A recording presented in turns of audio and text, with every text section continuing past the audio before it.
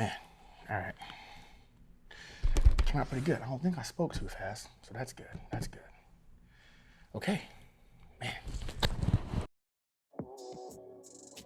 I can do it all, I will never fall. It's the Renaissance, you know that I got the mother sauce, man. You know I'm the boss, I know what it costs. Have you ever lost? I'm so versatile, yeah, I'm a Renaissance, man. I can do it all, I will never fall. It's the Renaissance, you know that I got the mother sauce, man. You know I'm the boss, I know what it costs. Have you ever lost? I'm so versatile, yeah, I'm a Renaissance, man.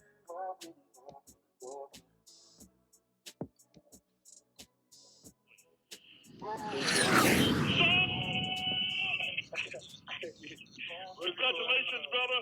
Hey, yeah. And here we go.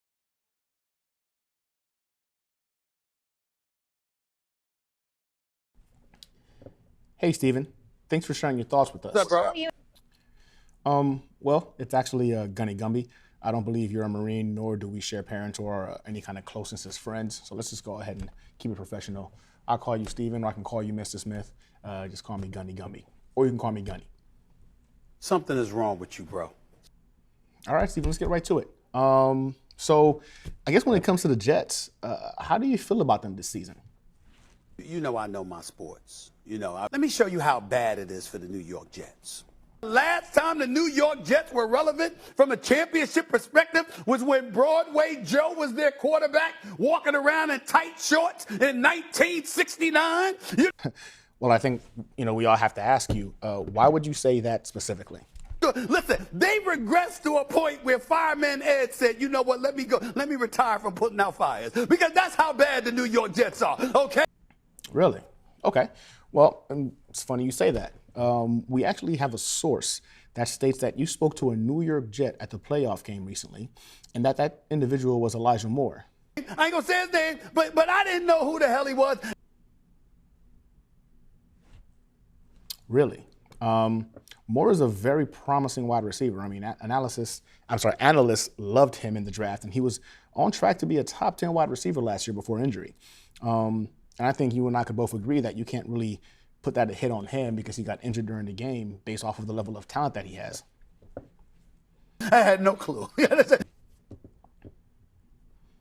Wow. Okay. That's telling. Some would say that you should stick to basketball while attempting to report on NFL football. I gotta seriously say to you that if it wasn't for Adam Gase, I think you sound high. I mean, you got to be kidding me. So, okay, so then is it fair to admit that you are clueless as to their personnel and that your take is definitely more personal bias vice actually any kind of professional analysis? The New York Jets, okay? Wilson, the quarterback, had 9 touchdowns, 11 interceptions, didn't even throw for 3,000 yards. You mean the New York Jets with Coach Robert Salah? Did I pronounce his name right? I think it's Salah. I'm not making fun of it. This brother was a big-time defensive coordinator in San Francisco. We know this. He got the job at the New York Jets. They ranked dead last in points allowed, dead last in yards allowed, bottom 3 against the pass and the damn rush. There is no way you can be serious. The Jets have acquired young, promising talent. Like that roster, the culture, and the leadership infused in that building, one Jets drive is going to look very, very different. And it speaks volumes. Get me started with them offensively. I see they got some weapons. I know they could play Mims and the crew. They could play Corey Davis and them. I get all of that. Hold on, wait a second. Did you just say Mims? Corey Davis? Okay, Steven, when is the last time you actually watched the Jets game?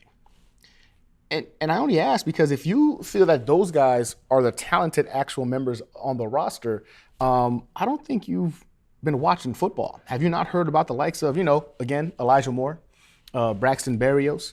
Maybe you've heard of a guy named Carter. They acquired also CJ Huzamada. They got Conklin. They got Garrett Wilson in the draft. We got Jermaine Johnson, Sauce Gardner. You're saying the Jets are inept of talent. Arguably the best wide receiver in this class, by the way, was Garrett Wilson. That was universal across the majority of analysts. So not to mention the continuity of having the team go into this system for the second year. You can sit there and say the New York Jets are void of talent, except for Mims and Davis. That is your professional take on the New York Jets this coming season. Really? Really? You got the nerve to be up here talking something like that to me? The New York Jets gonna be real? Please. Okay. Well, thanks for your time, Steven. I'm going to have to agree to disagree with you. I definitely don't think that you've watched the Jets play. I do believe that perhaps it's best for you to go ahead and just focus on NBA basketball. What I will tell you, though, is this. We're going to be holding on to these receipts, and I hope you're a man of your word and you're able to go ahead and pretty much take a lot of this back, because ultimately that take is trash. Not the Jets in general, but your take specifically is trash. And thanks for coming. Thanks for having you here, but we don't need to hear any more from you. Today is our interview with Stephen A. Smith. Again, he gives you his opinion on the New York Jets, not showing any kind of forethought or professional knowledge of the team. It seems like he probably hasn't watched the game in 3-4 years. He just brought up Denzel Mims as being the type of talent that we have on the roster, you know, the young talent, not bringing up Elijah Moore, not bringing up Braxton Berrios, even Zach Wilson, who did some pretty great things in the back end of some good things in the back end of the season last year. Stephen A. Smith believes that the Jets are trash, and that last place is reserved specifically for us.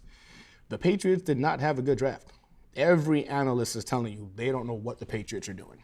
Everybody is pretty high on what Bill Belichick used to be. However, at this point, can we really sit there and say we are 100% confident that Bill Belichick and that roster can do the things that he used to be able to do with Tom Brady? I don't think so. I believe that the New York Jets, talent-wise, are in competition for the second best team in the AFC East. I think when you look at the roster, look at the level of continuity, Miami has their own issues that they got to deal with. Miami right now has a new head coach, new system being put into place. We all know Tua is limited, has a very limited low ceiling, even though he might have a good to high floor to low ceiling. And I feel the same way about Mac Jones with the Patriots. I mean, the guy did some surprising things in year one, but towards the back end of the season, we started to see him struggle a little bit more. Now, I'm not saying he's a bad quarterback. I don't think Mac Jones is going to be trash. I think he will be a competent quarterback for the Patriots for years to come. But in terms of being afraid of him or Tua, only person that terrifies or should terrify any of us as Jets fans is the Bills. Josh Allen's a freak, right? Stephon Diggs is a monster. Their defense is great. Their running game is good. The team has talent all over the field. And that should be the only team in the AFC East that we should worry about. I think we could go into Gillette Stadium and take one. I think we could go ahead and beat Miami. I think we could take them. But this is great for us because ultimately, I think every Jets fan right now feels pretty good about what we have done in the offseason. I think Joe Douglas has done incredible things. I'm a big believer in what Robert Saleh can bring to the table for as a leadership or as a head coach. I think we're in a much better place than we were last year. I don't think we've had this much talent on our roster in over a decade. And I can say that honestly because I can't remember the last time I was this excited across the board about a Jets offseason, and it was unanimously considered to be a win, a big offseason, everywhere. Unless you're talking to guys like freaking Stephen A. Smith or the PFF analysis, everyone loved what the Jets did. So as a fan, it's different to be on this side of the table where we're pumping up our chest and saying, wow, this year's going to be different. When you get running backs where we have and tight ends now, we have 3 legitimate starting caliber tight ends on this roster. It's going to make the job significantly more easy for Zach Wilson. And it's going to open up the field for guys like Elijah Moore, freaking Garrett Wilson, Corey Davis, I believe is going to have a big comeback year. But again, gotta love the haters. Gotta love the haters. And if guys like Stephen A. Smith, I mean, towards that interview, he did start talking about how, like, you know what, wait and see as we went on and progressed. But at the end of the day, what he said is what he said. We have done a complete 180 as an organization. So those same old Jets do not apply. But again, I digress. We got the receipts, and this was an opportunity for us to go ahead and document that on this particular date. Season starts in a few months. Can't wait to be looking back at this in October, November. I'm trying to do a collab with somebody. I have some resources that I think would benefit, potentially a partnership with one of my fellow Jets content creators in terms of an autographed jersey. And kind of new to the game. I've only got a few videos up. I don't have quite the same level of following as some of these other guys do. So trying to come together with a way to go ahead and kind of change that and make sure that you Jets fans are getting this content and are also going to be able to go ahead and partake in this autographed jersey giveaway. So like and subscribe. That Jets autographed jersey giveaway is coming soon. I got some great things I plan on doing as well for fantasy football in terms of buy-ins, gifts, a Jets fanatic only league as well. Like a couple of things I'm in the works right now that I think are going to be a benefit to kind of bring the community a little bit better, a little bit closer, so we can start celebrating not only wins in fantasy but also in reality as the Jets show us what they're about this coming season. Again, I'm your boy Gunny Gumby. This was a New York Jets situation report. Don't forget to like and subscribe. Follow me on Twitter, Instagram as well. And I'll see you guys next time. Thank you.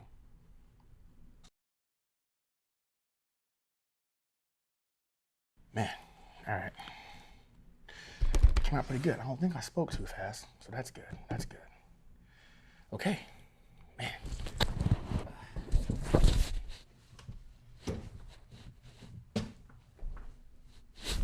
People.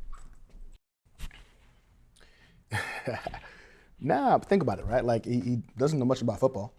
He should just stick to basketball analysis, and even then, I feel like sometimes he's just more loud to be loud for no reason. But last thing I want though, the guy can at least dress. I'm gonna give him that. The guy knows how to dress. Always looks good when it comes to him doing interviews. So I don't want to give him something to look at this video and say, well, look at this guy, you know, looking like a bum or whatever, right? So yeah, now I'm gonna do this.